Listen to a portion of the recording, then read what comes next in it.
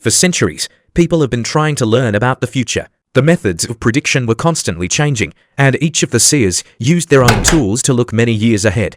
Oracles, shamans, and prophets received this knowledge through divine inspiration. Tarologists, numerologists, astrologers, and palmists used certain mystical and theoretical rules, connecting their abilities to interpretation. For this purpose, there is a so-called noosphere, a data bank, the Akashic Chronicles. The Akashic Chronicles is a theosophical esoteric term describing mystical knowledge encoded in the non-physical realm of being. There are information sources from which we can obtain various information. To do this, there must be languages in which this information can be obtained. There are many such languages. Tarot cards, runes, you can guess on anything. There are different ways to display information that you can use to get this information. In addition, there is astrology, description of an automated human learning system. Numerology is a science that shows the mechanism of simulation. Going to fortune tellers today is stupid. In the modern world, the approach to predictions has been transformed. And it's not just the emergence of social networks and endless online layouts that keep appearing in recommendations,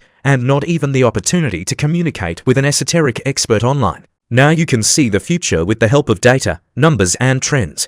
And the visionaries of the 21st century are doing this. Visionaries, analysts, people of science and technology, like artificial intelligence. In January 1982, the New York Times published an article in which experts discussed what the world of the noughties would be like. Most of their ideas have not become reality. By the beginning of the 21st century, houses had not shrunk, and people had not begun to grow stars, as suggested by independent futurist Barbara Hubbard. Nevertheless, some predictions have come true. People began to pay more attention to working on computers and the sharing economy, although it had not reached the peak of popularity by that time, still began to emerge. If you look back, you can see that the experts were no longer talking about what would happen in the future, but about what people would like to use in the present. Futurists began to reason in the language of the market, and this was largely influenced by the post-war idea of scientific and technical dominance of the American community. This position was reflected even in the cinematography and design of children's toys.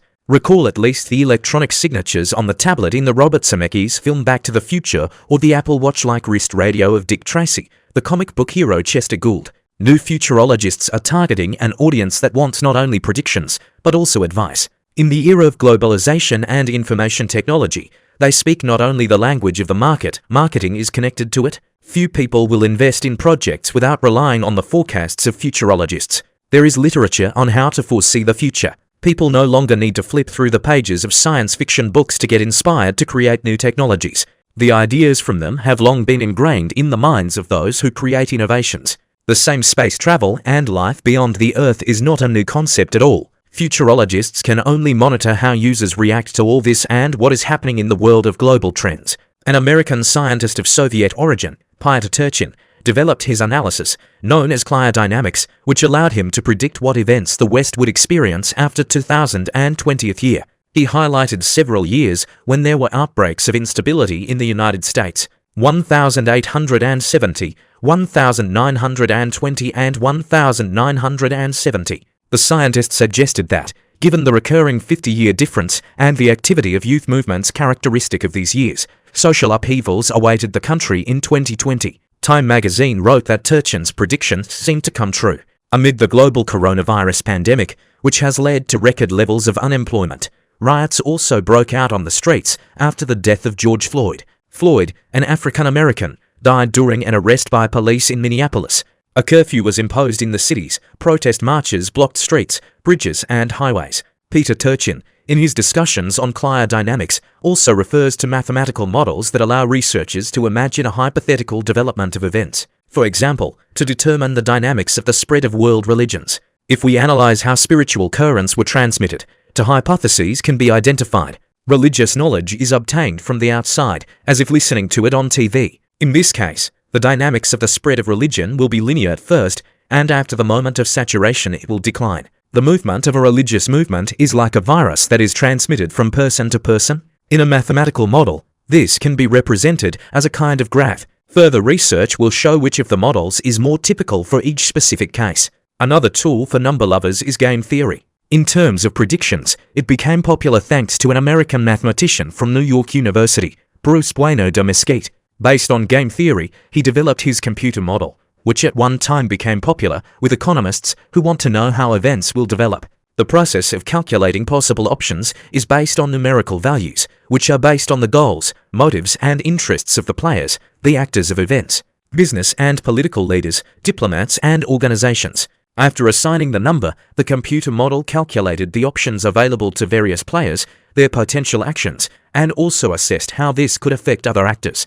Using game theory, de Mesquita predicted the departure of Egyptian President Hosni Mubarak from his post and named a successor to Iranian Ayatollah Khomeini. Chris Buddard, an English professor of geometry, assures that the mathematical theory of dynamical systems, of which chaos theory and the theory of tipping points are part, also allows predicting. In general terms, this theory explains how things change and what will happen in the long run. He told how scientists, using equations proposed by Isaac Newton, learned in the 18th century to predict where the planets are located in outer space.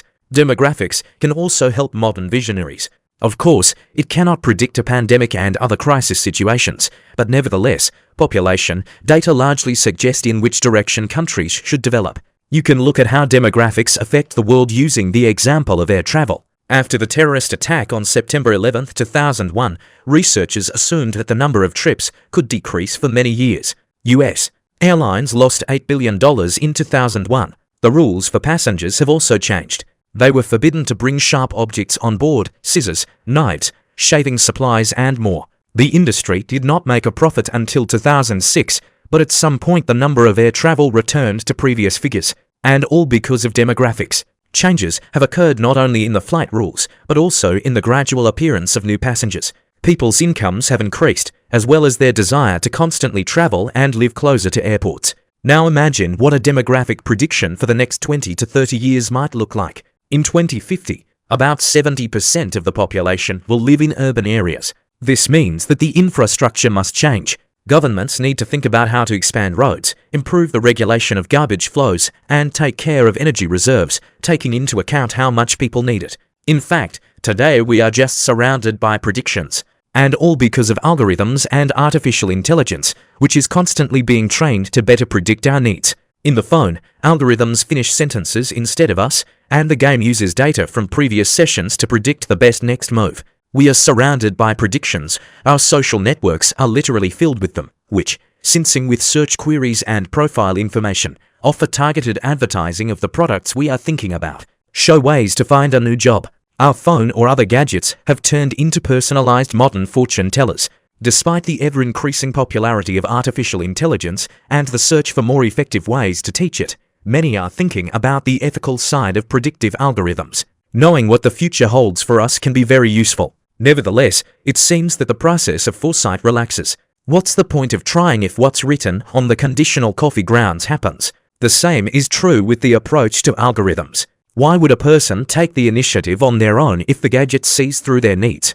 This attitude is not safe. Constantly trusting the analytics of algorithms can change a person's attitude towards himself. Psychological research shows that self-doubt, a sense of deprivation of free will, lead to deception, aggression, and conformity. Moreover, scientific approaches and calculations often bypass ordinary human experience.